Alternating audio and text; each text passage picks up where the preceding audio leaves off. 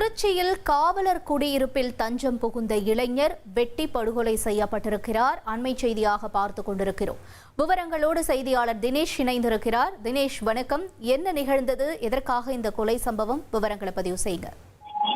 வணக்கம். திருச்சி பீமநகர் பகுதியைச் சேர்ந்தவர் தாமரை செல்வன் என்ற 25 வயது இளைஞர்.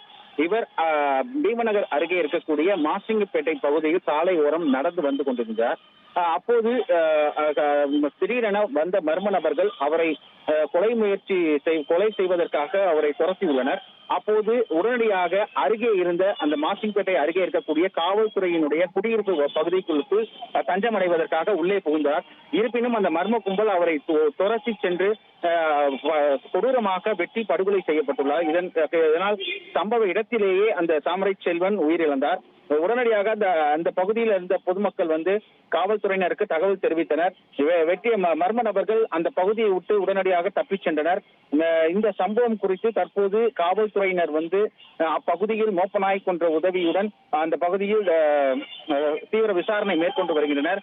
இறந்து கிடந்த அந்த தாமரை செல்வன் உடலை வந்து மீட்டு ஆம்புலன்ஸ் மூலமாக திருச்சி அரசு மருத்துவமனைக்கு அனுப்பி வைத்தனர்.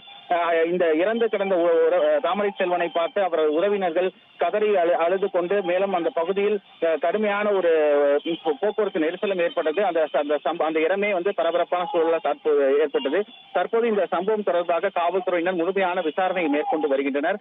தமிழக முதல்வர் இன்றைய தினம் திருச்சிக்கு வருகை தந்த நிலையில இந்த சம்பவம் சற்று முன்னர் நடந்த நிலையில வெறும் பரபரப்பையும் அந்த பகுதி முழுவதும் பரபரப்பாகவே காணப்படுகிறது. தகவல்களுக்கு நன்றி தினேஷ்.